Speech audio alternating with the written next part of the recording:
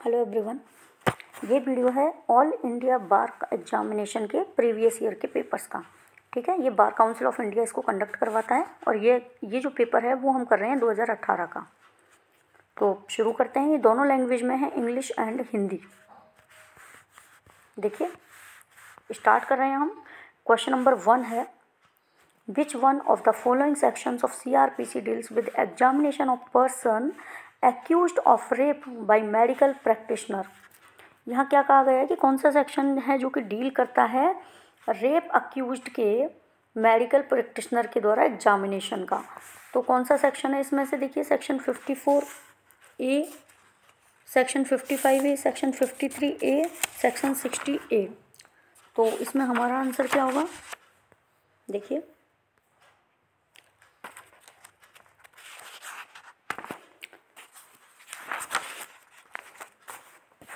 Section 53A, option number 3, accused of rape by examination of accused of rape by medical practitioner. Question number 2 है, according to section 167 of the CRPC an accused person can be remanded to police custody for not more than. ये क्या कह रहे हैं? Section 167, ठीक है, जो JCPC से रिलेटेड है, कि एक्यूज्ड पर्सन को पुलिस कस्टडी की रिमांड पर रखा जा सकता है कितने दिन के लिए? 7 डेज, 30 डेज, 15 डेज, 60 डेज। तो कितने दिन तक रख सकते हैं? आप रख सकते हैं इसको 15 डेज एट वन टाइम। हमारा ऑप्शन होगा थर्ड। ठीक है, एक बार में 15 दिन से ज़्यादा पुलिस हिरासत में नहीं रखा जाता। थर्ड नंबर का ऑप्शन आपका आंसर हो जाएगा यहाँ पर। थर्ड क्वेश्चन देखिए, a communication made to the spouse during marriage under section 122 of Indian evidence Act. क्या कह रहे हैं कि इंडियन एविडेंस एक्ट का सेक्शन 122 क्या कहता है कि जो भी कम्युनिकेशन मैरिज के दौरान किया जाता है, ठीक है, तो इसमें क्या होगा? Remains privileged even after dissolution of marriage, does not remain privileged after dissolution of marriage only by divorce.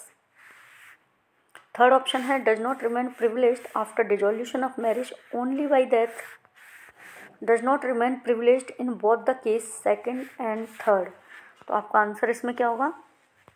देखिए, आपका क्वेश्चन क्या था कि कम्युनिकेशन ड्यूरिंग मैरिज में 122 जो सेक्शन नंबर 122 है एविडेंस एक्ट का, कम्युनिकेशन ड्यूरिंग मैरिज कब तक प्रिविलेज में रहता है? तो आपका आंसर होगा यहाँ पर remains privileged even after dissolution of marriage. Marriage का अगर डिसॉल्यूशन हो गया है, विघटन हो गया है, उसके बाद भी जो भी कम्युनिकेशन दोनों के बीच हुआ है वो सेफ रहेगा, प्रिविलेज किया जाएगा उसको। फोर्थ नंबर का देखिए question, which section of Indian evidence Act provides that accomplice is a competent witness. तो कंप्लाइज का सेक्शन कौन सा है? सेक्शन 133। सेक्शन वाइज क्वेश्चन पूछे जा रहे हैं ज़्यादातर। ठीक है, सेक्शन 133 जो है कंप्लाइज के बारे में बात करता है। Next question, which one of following section of CRPC deal with compoundable offence.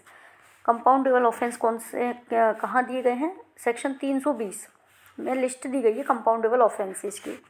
Next question, what is the time limit under section 468 of CRPC for taking cognizance.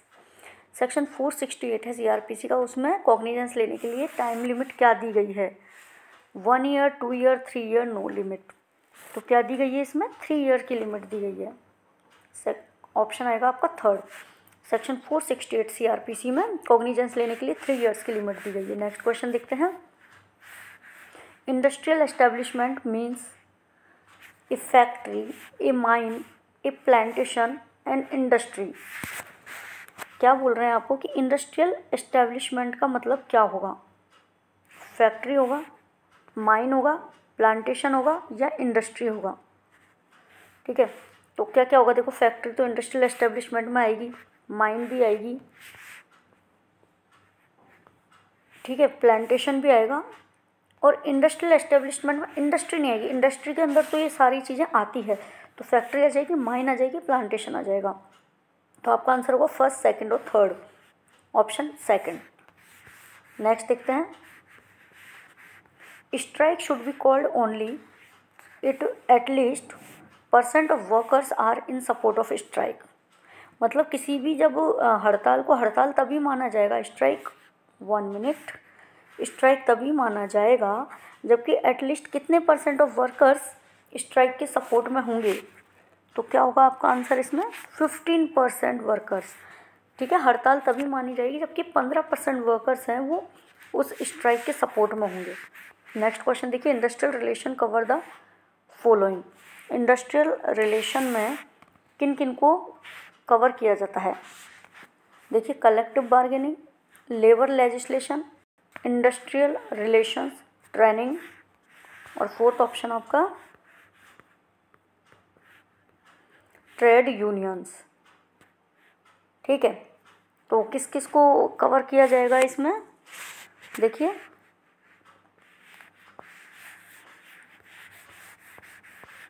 इसमें देखिए कलेक्टिव बार्गेनिंग इंडस्ट्रियल रिलेशनशिप का part होती है, labour legislation भी होता है, industrial relation training भी होती है। ठीक है, और ट्रेड यूनियंस। आपका इसमें आंसर होगा थर्ड ऑप्शन, जहाँ पे ये सेकंड है, फर्स्ट सेकंड एंड थर्ड। ठीक है, हिंदी में देख लो, सामूहिक सौदा, श्रम कानून और औद्योगिक संबंध प्रशिक्षण, ये तीनों ही इसमें इंक्लूड माने जाएंगे। नेक्स्ट देखिए, state of UP versus Nawab Hussain 1977, SCR 3rd 428 relates to. मतलब ये जो केस है ना, state of UP versus Nawab Hussain, ये किससे रिलेटेड केस है आपको ये बताना है यहाँ पर। तो ये केस है state of UP versus Nawab Hussain, constructive res judicata का केस है। ठीक है, नवाब हुसैन वाला जो केस है वो है कंस्ट्रक्टिव रेस जुडिकाटा का। नेक्स्ट देखते हैं, x is living in Pune and by his brother in Mumbai. X तो पुणे में रहता है और बाई उसका ब्रदर है वो मुंबई में रहता है। X wants to file a suit for partition of their joint property situated in Delhi and Bangalore. क्या कह रहे हैं कि जो एक्स है इस पार्टीशन का सूट फाइल करना चाहता है, जॉइंट प्रॉपर्टी है दोनों की, जो कि दिल्ली में है और बेंगलोर में है। तो वह अब कहाँ सूट इंस्टीट्यूट करेगा? देखिए, द सूट में भी इंस्टीट्यूटेड इन दिल्ली ओनली, सूट में भी instituted in Bangalore only, either in Delhi और बेंगलोर और नन ऑफ द अबव। तो आपका आंसर क्या होगा इसमें? देखिए, प्रॉपर्टी यहाँ पे दोनों जगह हैं, तो इमूवेबल प्रॉपर्टी के केस में जहाँ भी प्रॉपर्टी सिचुएट होगी वहाँ सूट हो जाएगा। तो द सूट में be instituted either in Delhi और बेंगलोर, ऑप्शन आ जाएगा आपका थर्ड। नेक्स्ट क्वेश्चन देखते हैं, question number 12। An immovable property held by an immovable property held by by के पास इमूवेबल प्रॉपर्टी है जो कि situated at Bhopal and the wrong doer personally works for gain at Indore. ठीक है, जिसने रॉन्ग डूअर जो है वह इंदौर में कार्य करता है। इस suit to obtain compensation for wrong to the property में बी इंस्टीट्यूटेड। ठीक है, जो भी कंपनसेशन का सूट होगा वो कहाँ पर होगा? कहाँ पर होगा? यहाँ पे किस केस में होगा बताइए? या भोपाल में होगा, इंदौर में होगा, आइदर एट भोपाल और एट इंदौर और नन ऑफ दीज। आंसर क्या होगा? एट भोपाल और इंदौर। क्योंकि जब आप देखेंगे कंपनसेशन का जो सूट है या wrong to person and movable में क्या होता है कि जहाँ पर वर्क फॉर गेन कर रहा है वो तो इंदौर में कर रहा है, या फिर जहाँ पर वह हुआ है कॉज ऑफ एक्शन। ठीक है, तो प्रॉपर्टी भोपाल में है तो भोपाल में हुआ है, और वर्क फॉर गेन कहाँ कर रहा है? इंदौर में। तो आपका ऑप्शन होगा थर्ड, आइदर एट भोपाल और इंदौर। नेक्स्ट क्वेश्चन देखिए, विच of the following section of motor vehicle act 1988 defines the term owner. Owner को डिफाइन करने वाली टर्म्स कौन सी है? तो टू के सब क्लॉज 30 में ओनर को डिफाइन किया गया है। ठीक है, मोटर व्हीकल एक्ट 1988 में ओनर को डिफाइन किया गया है 2 के 30 में। नेक्स्ट क्वेश्चन देखते हैं 40 नंबर। क्वेश्चन लंबा है, देखिए, under land acquisition act 1894 an industrial concern ordinarily employing not less than workmen owned by an individual or by an association of individuals and not being a company desiring to acquire land for the erection of dwelling house for workmen employed by the concern or for the provision of amenities directly connected therewith shall, so far as concerns the acquisition of such land, be deemed to be a company for the purpose of this part, and the reference to company in section 4, 5A, 6, 7 and 50 shall be interpreted as references also to such concern. Fill in the blanks. देखिए, मैं आपको हिंदी में ये बता देती हूँ कि question काफ़ी लंबा है, तो समझने में प्रॉब्लम आई होगी। भूमि अधिग्रहण अधिनियम 1894 के तहत एक औद्योगिक सहमति में आमतौर पर किसी व्यक्ति के स्वामित्व में या व्यक्तियों के सहयोग से और कंपनी होने के नाते, यहाँ आपका आएगा फिल इन द ब्लैंक, से कम ना होने वाले नियोजित कार्यकर्ताओं के लिए आवासीय घरों के निर्माण के लिए भूमि अधिग्रहण करने की इच्छा रखने या इसके साथ साधे जुड़ी सुविधाओं के प्रावधान के लिए, जहाँ तक ऐसी भूमि के लिए अधिग्रहण की सहमति हो, इस हिस्से को इस उद्देश्य से एक कंपनी माना जाता है। और धारा 4, 5A, 6, 7 और 50 में कंपनी को इस तरह की सहमति के संदर्भ में भी संदर्भित किया जाएगा। खाली जगह भरें, तो आपका क्या आंसर होगा? 100 रुपये, मतलब 100 रुपये। ठीक है, 100 रुपये आएगा आपका इसमें। देखिए, under land acquisition act 1894 and industrial concern ordinarily employing not less 100 workman आएंगे यहाँ पर आपके। ठीक है, 100 वर्कमैन आएंगे। Under land acquisition act 1894 the expression company means, company का मतलब क्या होता है? तो देखिए क्या होता है, एक company as defined in section 3 of companies act 1956 other than a government company refer to in clause CC। ठीक है, आपका ऑप्शन होगा 1। ठीक है, कंपनी क्या होता है? As defined in section 3, section 3 में डिफाइन की गई है कंपनी एक्ट 1956 के। तो क्या होती है? अदर देन ए गवर्नमेंट कंपनी, जो भी गवर्नमेंट कंपनी से अलग है वह कंपनी मानी गई है। Refer to in clause CC, बस यही डेफिनेशन है इसकी। नेक्स्ट देखिए, under which section of income tax act 1961 income of other persons included in assessee's total income. ये क्या कह रहे हैं? इनकम टैक्स एक्ट के किस सेक्शन में अदर पर्सन्स की जो इनकम है इंक्लूड की गई है असेसी की टोटल इनकम में? देखिए कौन सा आएगा इसमें? अन्य व्यक्ति की आय को कुल आय में शामिल किया जाएगा। कौन सा सेक्शन है आपका? सेक्शन है इसमें आएगा 60 से 65। ठीक है, ऑप्शन नंबर 2, 60 से 65 में ये बात कही गई है। A period of 12 months commencing on the first day of April of every year is known as, 12 महीने का एक टाइम पीरियड जो कि अप्रैल के फर्स्ट डे से कमेंसिंग होती है, शुरुआत होती है, उसको क्या बोलते हैं? Assessment year, leap year, previous year, none. तो क्या बोलेंगे उसको? Assessment year. 1 अप्रैल से शुरू होता है और 12 मंथ्स का पीरियड होता है, असेसमेंट ईयर बोला जाता है। ठीक है, नेक्स्ट देखिए, विच section of information technology act IT act 2008 deals with the validity of contracts formed through electronic means. ये क्या कह रहे हैं कि इलेक्ट्रॉनिक मीन्स के द्वारा जो भी कॉन्ट्रैक्ट बनाए गए हैं उनकी वैलिडिटी के बारे में बात करता है। ऐसा कौन सा सेक्शन है IT एक्ट का? तो कौन सा सेक्शन है आपका? Section 10A। ठीक है, आंसर होगा आपका 2। सेक्शन 10A बात करता है इलेक्ट्रॉनिक मीन्स के थ्रू बनाए गए कॉन्ट्रैक्ट्स की वैलिडिटी के बारे में। नेक्स्ट क्वेश्चन देखते हैं, which of the following is essential for a valid adoption under the Hindu marriage act 1955। मतलब कौन सा एसेंशियल है इसमें हिंदू मैरिज एक्ट 1955 के अंदर वैलिड अडॉप्शन के लिए? दत्ता होमम या actual giving and taking of child, both 1 and 2, और 4th में है नन ऑफ द अबव। तो आपका आंसर क्या होगा इसमें? Actual giving and taking of child. Valid adoption कब माना जाएगा? जबकि एक पर्सन ने बच्चे को दिया और दूसरे ने लिया। Actual giving and taking of child.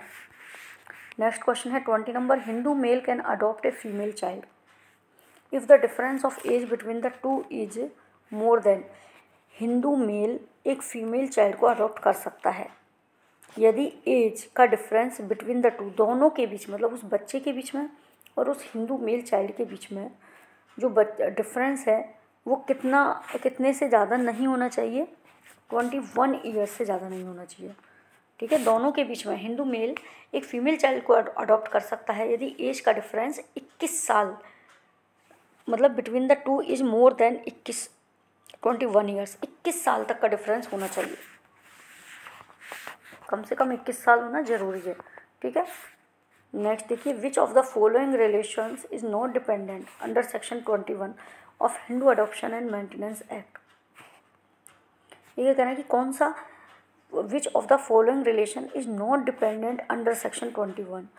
जो Hindu adoption and maintenance act है उसमें सेक्शन 21 के अंदर कौन सा रिलेशन डिपेंडेंट नहीं माना गया है? ग्रैंड मदर, मदर, डॉटर और विडो, कौन सा नहीं माना गया है? तो आपका ऑप्शन होगा ग्रैंड मदर का नहीं माना गया है। ठीक है, Hindu adoption and maintenance act 1956 में सेक्शन 21 में ग्रैंड मदर का ऑप्शन नहीं माना गया है। ठीक है, डिपेंडेंट नहीं है ग्रैंड मदर। नेक्स्ट क्वेश्चन देखते हैं। Hadith is one of the source of Muslim law. It comprises, देखिए हदीस बोलते हैं इसको, हदीस। ठीक है, हदीस इसमें क्या बताया है कि विच one of the sources of Muslim law it comprises. तो आपको आएगा words and actions of profit. मतलब जो हदीस है वो क्या होता है? ये क्या है? प्रॉफिट के वर्ड्स और एक्शंस हैं। ठीक है, नबी के शब्द और कार्य। नेक्स्ट देखते हैं, intellectual property appellate board is established under which act? Intellectual property appellate board को किस एक्ट के अंदर एस्टेब्लिश किया गया है? तो आंसर होगा आपका द ट्रेडमार्क एक्ट 1999। ठीक है, जो इंटेलेक्चुअल प्रॉपर्टी अपीलेट बोर्ड है उसको ट्रेडमार्क एक्ट 1999 के अंदर एस्टेब्लिश किया गया है।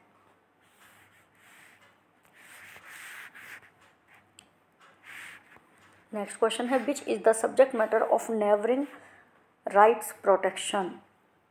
ठीक है, नेबरिंग राइट्स प्रोटेक्शन का सब्जेक्ट मैटर कौन सा है? Performance, dramatic work, geographical indication, new varieties and plant.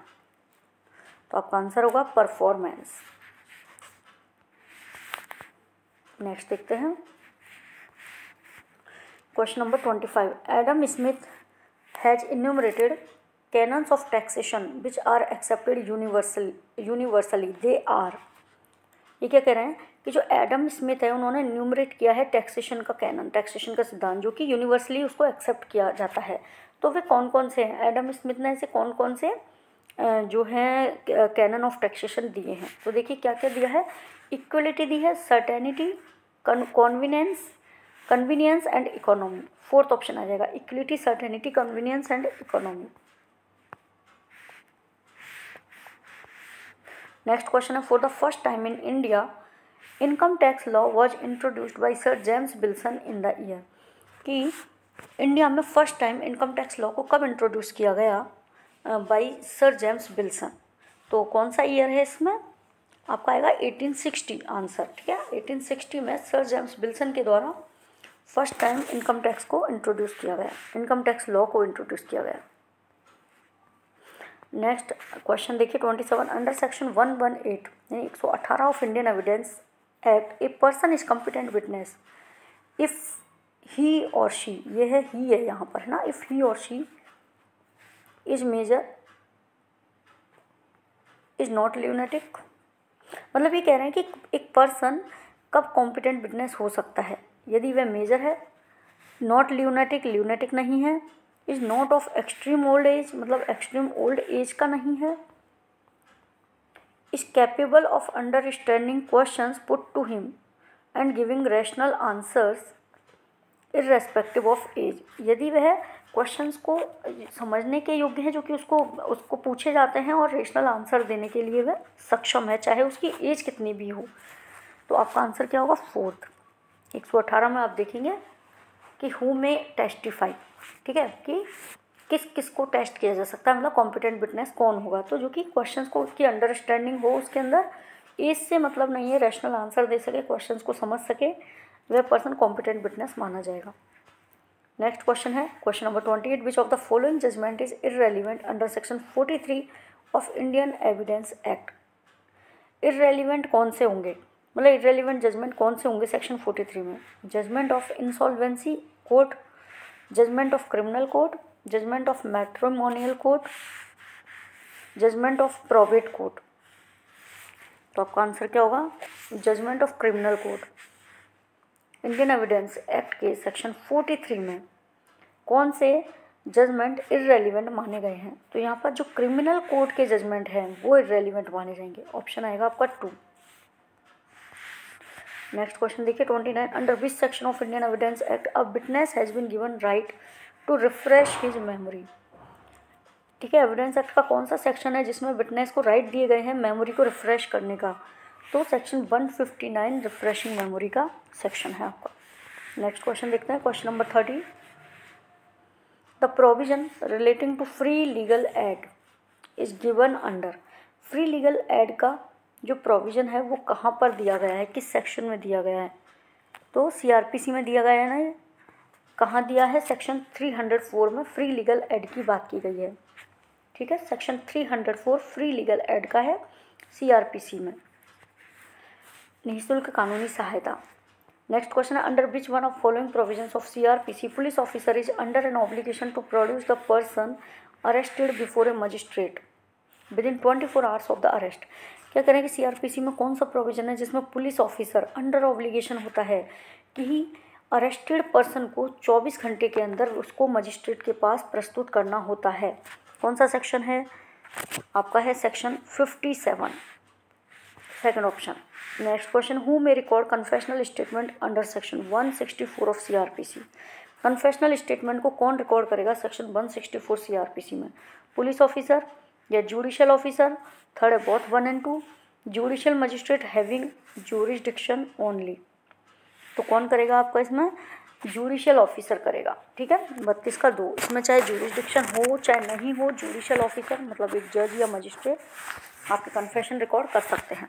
ठीक है, नेक्स्ट क्वेश्चन देखते हैं। ये था 32, अब हम चलिए 33 पर। The provision relating plea bargaining is not applicable in following offences. Plea bargaining का जो है किन में प्रोविजन जो है, एक मिनट, प्रोविजन रिलेटिंग प्ली किस में एप्लीकेबल नहीं है? प्ली बार्गेनिंग किस केस में एप्लीकेबल नहीं है? देखिए, सोशियो इकोनॉमिक ऑफेंस है, ऑफेंस अगेंस्ट वुमन है, both 1 and 2, none of the above. तो किस में नहीं होगा? क्या होगा आपका आंसर इसमें? Both 1 and 2।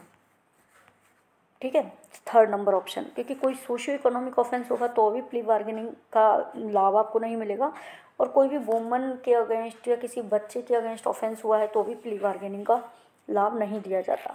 नेक्स्ट देखती है, what is the maximum duration with in which fast track arbitration must be completed. Maximum duration क्या है जिसमें कि फास्ट ट्रैक आर्बिट्रेशन कंप्लीट हो जाना चाहिए? तो कितना है? 6 months। Fast track arbitration must be completed. तो फास्ट ट्रैक आर्बिट्रेशन कंप्लीट हो जाना चाहिए, इसकी मैक्सिमम ड्यूरेशन है 6 months। नेक्स्ट क्वेश्चन देखते हैं, विच one of following section deals with form of summons. ठीक है, which one of following sections, summons के साथ डील करने वाला सेक्शन कौन सा है? 61, 64, 60, 62। तो आपका है सेक्शन 61, क्योंकि समन्स के फॉर्म के साथ डील करता है। ठीक है, नेक्स्ट क्वेश्चन चलते हैं, question number 36, under CrPC provisions relating to prosecution of जज इज प्रोवाइडेड। जजेस के प्रोसिक्यूशन से रिलेटेड जो प्रोविजंस है वो कौन सा है? तो कौन सा है आपका यहाँ पर? सेक्शन 197 प्रोसिक्यूशन ऑफ जज। ठीक है, सेक्शन आएगा 197। नेक्स्ट क्वेश्चन देखते हैं, a question suggesting the answers which the person putting it wishes और expects to receive is called. क्या करता है? क्वेश्चन जो कि आंसर को सजेस्ट करता है, जो कि पर्सन जो पुट करता है क्वेश्चन वह विश करता है या एक्सपेक्ट करता है कि वही आंसर उसे रिसीव होगा, तो उसको क्या कहा जाएगा? लीडिंग क्वेश्चन कहेंगे। 37 का 2 लीडिंग क्वेश्चन कहा जाएगा, जिसमें कि पर्सन जो पुट करता है वो विश करता है, एक्सपेक्ट करता है कि उसे यही आंसर रिसीव होगा। नेक्स्ट है question 38, option of puberty is ground of divorce under Hindu marriage act 1955 for only husband, only wife, both husband and wife, none of the above. देखिए क्या कह रहे हैं कि जो युवावस्था वाला जो विकल्प है वह तलाक का आधार किसके लिए है? ठीक है, तो क्या आंसर होगा आपका इसमें? ओनली वाइफ के लिए। ठीक है, option of puberty is a ground of divorce under Hindu marriage act only wife के लिए। नेक्स्ट क्वेश्चन देखते हैं, which section of Hindu marriage act 1955 provides that a child from a void marriage would be legitimate. ठीक है, ये कह रहे हैं कि हिंदू मैरिज एक्ट 1955 का कौन सा सेक्शन प्रोवाइड करता है कि जो बॉयड मैरिज से जो बच्चा हुआ है वह लेजिटिमेट बच्चा होगा। तो कौन सा सेक्शन आएगा यहाँ पर, सेक्शन 16 आएगा आपका। ठीक है, फोर्थ ऑप्शन आ जाएगा सेक्शन 16। बॉयड मैरिज से जो भी चाइल्ड हुआ है वह लेजिटिमेट माना जाएगा। नेक्स्ट देखते हैं, which of the following appears to contribute to global cooling rather than global warming. मतलब ग्लोबल वार्मिंग के बजाय ग्लोबल कूलिंग के लिए कंट्रीब्यूट करने वाला कौन सा है इसमें से, तो क्या होगा इसमें, एरोसॉल्स। ठीक है, सेकंड ऑप्शन एरोसॉल्स, जो कि वह ग्लोबल कूलिंग में योगदान देता है। नेक्स्ट देखिए, A and B agree to fence with each other for amusement. This agreement implies the consent of each to suffer any harm which in the course of fencing may be caused without foul play. And if A, while playing fairly, hurts B, A commits no offence. The provisions are given under. ये क्या करें, देखिए कि A और B fence करने के लिए, amusement के लिए तैयार है। देखिए A और B एक दूसरे के साथ मनोरंजन के लिए तलवारबाजी करने के लिए सहमत होते हैं। मतलब ये जो गेम्स वगैरह होते हैं तो तलवारबाजी आनंद के लिए करते हैं। इस समझौते के अनुसार दोनों को किसी भी नुकसान का सामना करना पड़ सकता है, जो खेल के नियम के विरुद्ध ना खेलने से भी हो सकता है। अगर नियम से खेल रहे हैं तब भी नुकसान हो सकता है, और यदि ए अच्छे से खेलते समय बी को कोई नुकसान पहुंचा देता है तो ए का कोई अपराध नहीं माना जाएगा। यह प्रावधान किसके अनुसार दिया गया है, मतलब किस धारा के अनुसार ये बताया गया है, तो किस में बताया गया है, धारा 87 में बताया गया है। सेक्शन 87 में ये बात कही गई है। नेक्स्ट देखिए, the provision of right of private defence are given. ठीक है, प्राइवेट डिफेंस का राइट कहाँ दिया गया है, तो कहाँ दिया गया है, 96 से 106। ठीक है, अंडर सेक्शन 96 से 106 ऑफ IPC।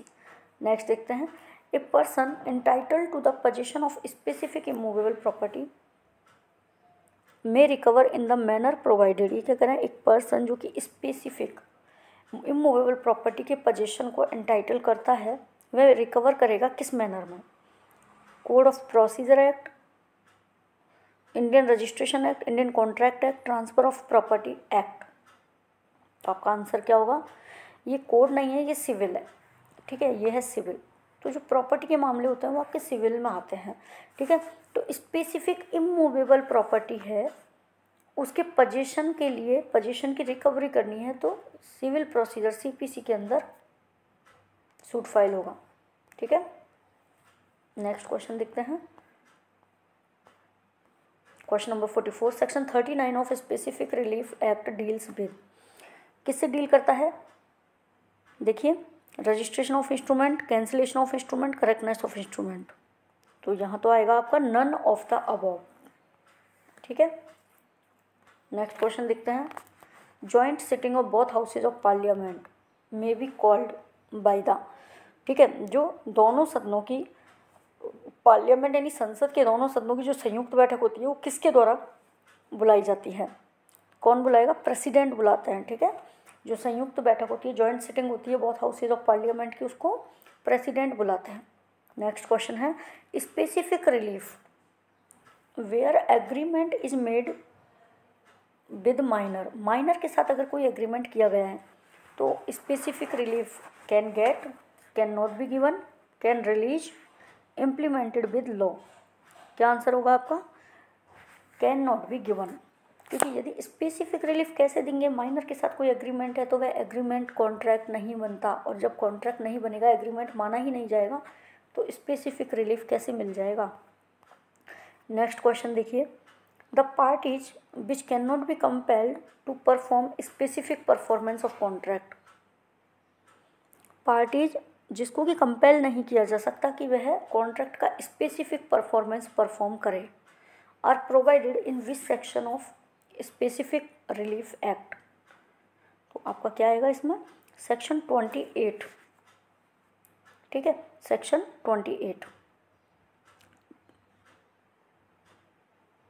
देखिए, parties which can not be compelled to perform specific performance of contract are provided in which section, section 28। ठीक है। Next question, what kind of property is transferable, किस टाइप की property transferable है? तो pension, public office, right to re entry, any kind of property of not prohibited by law. तो जो भी property law के द्वारा प्रोहिबिट नहीं की गई है वो सब ट्रांसफरेबल मानी गई है। फोर्थ ऑप्शन आपका आंसर होगा यहाँ पर। नेक्स्ट क्वेश्चन देखते हैं, which of the following does not come under the immovable property as per the TP act. Immovable TP act के मतलब ट्रांसफर ऑफ प्रॉपर्टी एक्ट के अकॉर्डिंग इमूवेबल प्रॉपर्टी में कौन सी प्रॉपर्टी नहीं आती? Sales of ceiling fan, right to claim maintenance, right relating to lease और easementary right. तो देखिए, जो सीलिंग फैन की जो सेलिंग है, तो फैन तो एक मूवेबल प्रॉपर्टी हो गई, तो ये हमारी टीपी एक्ट में नहीं आएगी। ठीक है, मतलब under the immovable property as per the TP act. तो ये इमूवेबल प्रॉपर्टी के अंदर, टीपी एक्ट में इमूवेबल प्रॉपर्टी के अंदर सीलिंग फैन नहीं आएगा, क्योंकि सीलिंग फैन मूवेबल प्रॉपर्टी मानी गई है। मेंटेनेंस क्लेम कर सकते हैं, राइट रिलेटिंग टू लीज और ईजमेंट्री राइट, ये सब इमूवेबल प्रॉपर्टी से रिलेटेड है ये, तो इसलिए ये मूवेबल में आएंगे और ये वाला मूवेबल में आएगा, फर्स्ट वाला। नेक्स्ट क्वेश्चन देखते हैं, क्वेश्चन 50 पे पहुंच गए हैं हम।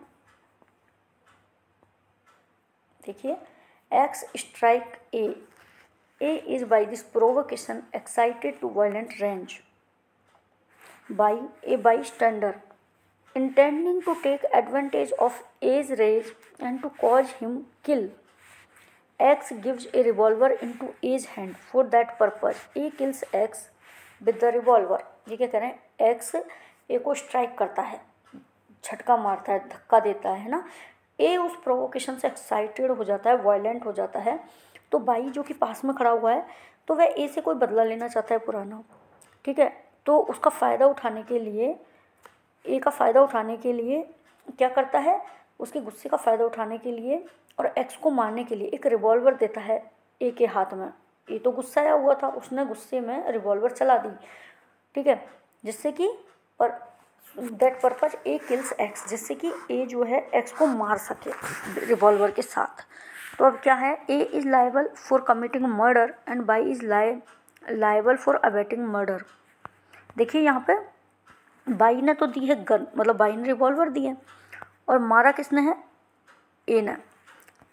तो इसमें अब क्या ऑप्शन आएगा आपका? A is liable for committing culpable homicide and B is not liable. Third है, A is liable for committing culpable homicide and B is liable for abetting culpable homicide not amounting to murder.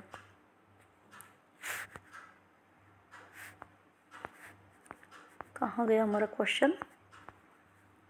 A is not liable and B is liable for abetting murder. तो हमारा क्या answer आएगा यहाँ पर? देखिए, A is liable for committing murder and B is liable for abetting murder. ठीक है, option होगा हमारा 1।